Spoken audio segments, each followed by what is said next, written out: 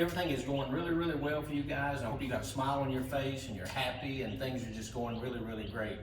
Well, back in 1917, that picture of Uncle Sam pointing his hand out and saying, I want you. Today in 2020, I want to say the same thing. I want you spring day traders, to do something for me. And what I need you to do is contact your friends, remind them that you have some homework that's due at the end of this week. And whether that's email them, call them, text them, and just let them know that we've got some homework. But we're going to do something today that I think will help you guys do your homework. So if you would, just come on with me. Let's go inside the building and see what's in here. Now, this place right here is a very special place to me. I've been in this room for a long, long time, and usually inside that classroom, you'll see kids that are smiling and they're happy, and it's just, a fun time to go into class. You'll see them with their books open and they're learning. But right now, when you look inside there, there's nothing in there. Tomorrow, there will be nothing in there. So let's go inside and see what's in this classroom. Yes, you look around, you see no students are in the classroom, but you still see the work that they created, the posters that they worked on while they were here, and that will stay here for a long time. If I look right here, I see some posters that are on the temperance reform. You look around the room, you see all kinds of work that the kids did. If you look back on this back wall, you'll see more paintings and just different posters that the students, while they were here, created. And even though they're not in this classroom, again, you still see what they've been doing. We can still learn from that. I can even see students that are in here. For example, in my first period class, Brianna sits right here. In fourth period class, Jed is right over here. In first period class, Braden comes in, and Braden's got, hey Braden, give me that big smile on your face, because he always comes in and he's got a big smile on his face. But we have such a neat time in here. And let me give you guys a trivia question right here. Now this has to do with the presidents. Do you know some of the facts? And even though there's no students here, we can still learn. So I'm going to give you some odd facts about a president, see if you can figure out who it was.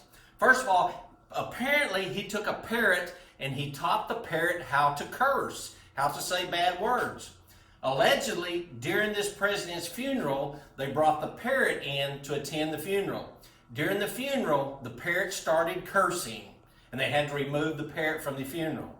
This president also loved to fight. And there are times when he got into a fight and he had duels and he fought. One time he was shot in the chest. One time he was shot in the arm. Have you figured out who this president was? There are lots of things about presidents that we can learn while we're in here in class. But if I go on, I'll give you one clue that will probably help you to understand who that president was. He became the 7th president of the United States.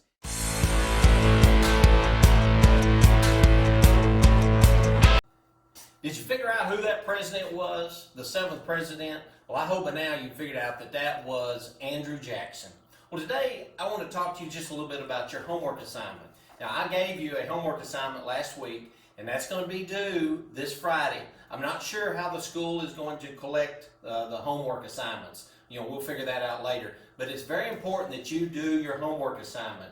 Now, last week you did one paper, and this week we'll do another one. I want to walk through this paper and show you exactly how to answer these. That's why you need to tell your friends. You need to text your friends, tell them to go to the school website and look this up if they're having trouble with it. You may need to go back a couple of times and watch it if you go through these. Again, it's extremely important that you get a great assignment grade from this, because you're only going to have a few assignments or a few grades during this 6 weeks, and this Friday is going to be the end of the 6 weeks. Now make sure, however we get your paper back, when we get it back, that you put your name on it. Get your name and your date on it, and also the class period that you go through there. Well, let's go through this assignment here. So this is for the week of March the 30th through April the 3rd, I believe it is, through Friday. So the second part of that worksheet, again, on the packet that I gave you, it's going to be toward the back. You have this one right here. All right, so let's look at this. Let's start out right here. You guys know I always love to have volunteers read in class. So if I was in first period, I know one hand that always goes up to read is Bella. I might say, Bella, would you read the question? And she would read this. Number 1 says, in the text at the left, underline the 4 border states. So you're going to look right over in here, and it talks about the border states, and it says you want to go there and underline the name of those 4 border states. Number 2, what was a special characteristic? What was something about the border states? So if you look in here, why were they so important? You're going to read in this paragraph right here and find out why they were so important. Why did Abraham Lincoln want to have the border states? Why did he want to make sure that these states did not leave, they did not secede and leave out the United States? So you'll look in there and just give a special characteristic. Where were they located at? What was something about them? So, and that will be right here in this area. Number 3 says, why did Lincoln need the support of the border states? Their location was extremely important. So as you read in here, you will find out why Lincoln wanted the support of them. What were they doing? What rivers were they controlling? What cities were around them? What would happen if these border states, if they all left or seceded out of the United States? Lincoln is going to do everything he can to keep them in the United States. Right, the next question down here, you'll see a graph at the bottom that talks about, or some information at the bottom, that talks about the South and the North. Okay, in this box right here, we have the South, the Confederacy, and it has some characteristics here. Here we have the North, some characteristics of the North. Then you have a paragraph down at the bottom. Question number 4 says, in the text at the left, okay, so right over here, circle the names of the countries from which the South hoped to get help. So over here during the Civil War, the South is going to search and look for some countries that are over in Europe, and they want those countries to help them. So number 4, you'll go over here and just circle the names of those countries. Now look how easy this is.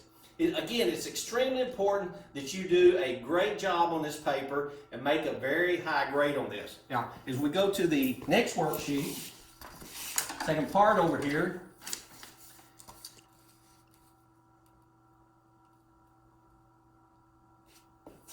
you're going to analyze.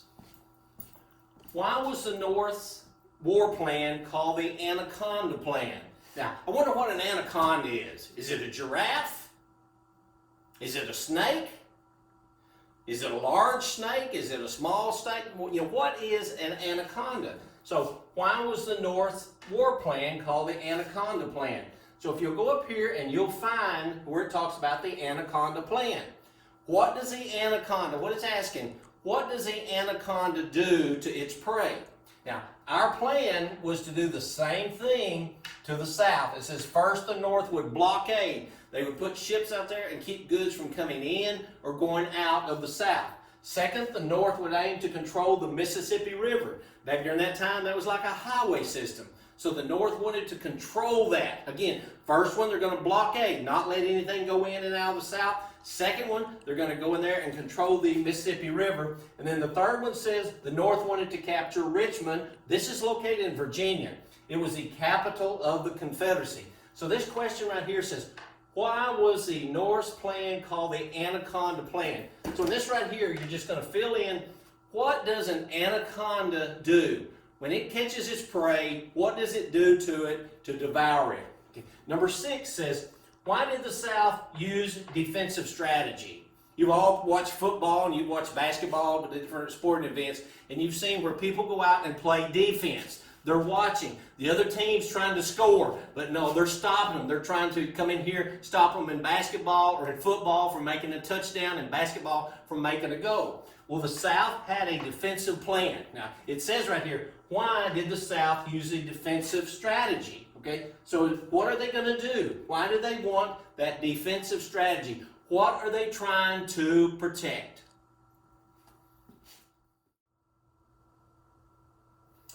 Okay, now I hope on questions 1 through 6 you've been able to get those and just work your way through this. We are already up to number 7. Question number 7 says, what do you do when you enlist? So that question is asking really to define the word enlist. So you're going to look over here and you're going to find the word enlist. Okay, so you look through here, and a lot of times these words are going to be bold, hint, hint, right here. So what does it mean to do to enlist in the Army? And you're just going to write your definition right here.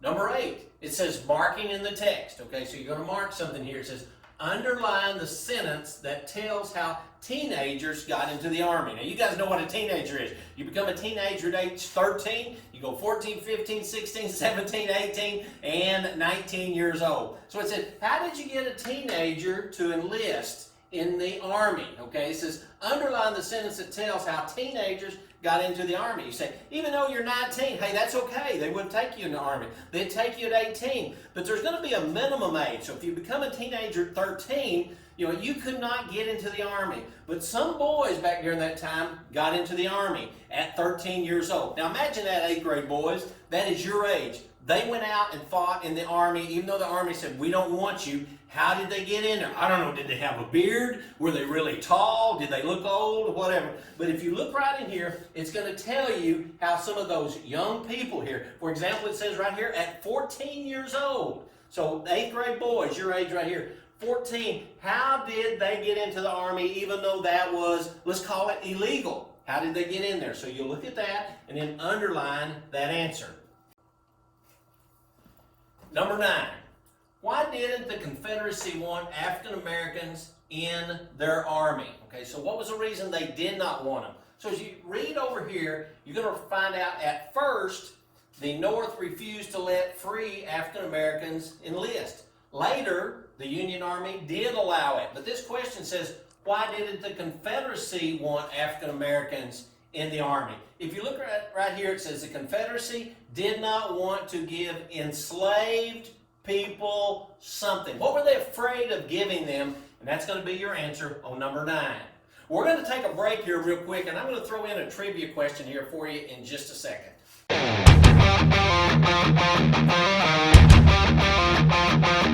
Hey, I've got something right here in this box that I wonder if you can figure out what it is. I'm not going to let you see what it is, but let's think about it just a second here. If I look in here, I can tell it was made in 1914. That was a long time ago.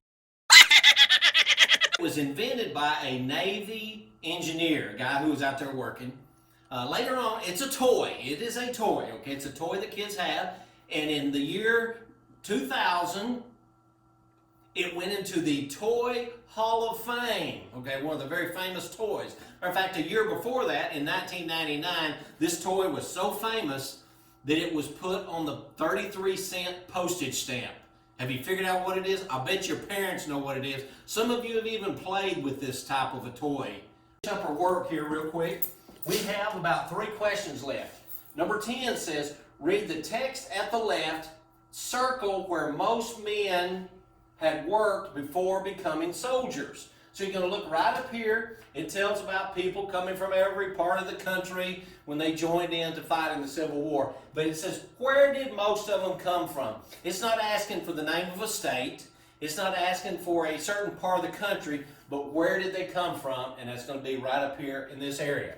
Number 11. Now, I hope you're on your way to making a 100 on this paper. Number 11 says, according to the graph, which side had more soldiers? This one's really simple. You're going to look at the graph right here, and you're going to see the side that has the most soldiers. So you look right over there and write that in there. Which side, not the number, but which side had more soldiers? Now, the very last question that I want you to do on this says, how did the expectations of the war compare with the reality for both sides? Reality means, what's it really like? What happened? Sometimes you dream this war is going to be quick. It's going to go over real fast, we're going to win and all that stuff. But when reality sets in, it's a totally different story. Maybe when reality sets in, you were hungry. Sometimes you're thinking right now about being out of school. And you say, I just love to be out of school. I love not to go to school and all that stuff. But let the reality set in. I bet you some of you right now, you're probably bored. You're ready to go back to school and be with your friends. This question says, how did the expectations of the war compare with the reality? What was it really like? Okay, what was the real story like here? Now you have 12 questions right here that I wanted you to do. Down at the very bottom, you have some writing ones. We're not going to do those writing ones. So you need to make sure that you have all 12 of these questions. They're going to be worth 8 points each. Make sure you tell your friends that I've walked through each one of these questions and exactly how to answer those so that you can make a good grade. I hope to see you again at school really, really quick. Remember that trivia question I gave you? What was the toy that was in there? And maybe you thought about it. Okay. It was invented in 1945 by a Navy man. It's a toy. It went into the Toy Hall of Fame in the year 2000. And in 1999, this toy was so famous that it got put on a postage stamp. Well, I have right here a toy that all of you have played with, and it's called the Slinky. The Slinky, this was a metal one right here. And the Slinky has been a fun toy for everybody to play with. You know, the man who invented this, he said, I want it to sell for only $1, a metal toy only for $1. And he sold it, and in the first 2 years, they sold 1 million of them. Now, they compared back in 1945, $1 million to today's money. And this would be the same thing as inventing a toy and making today $1 billion from that toy. Well, I hope to see you very soon. Make sure you get your homework done. And you know, this classroom, again, it's empty right now, but we're looking for the day when it will be full of students. We'll see you later. Keep a smile on your face, keep a great attitude, and we'll see you later on.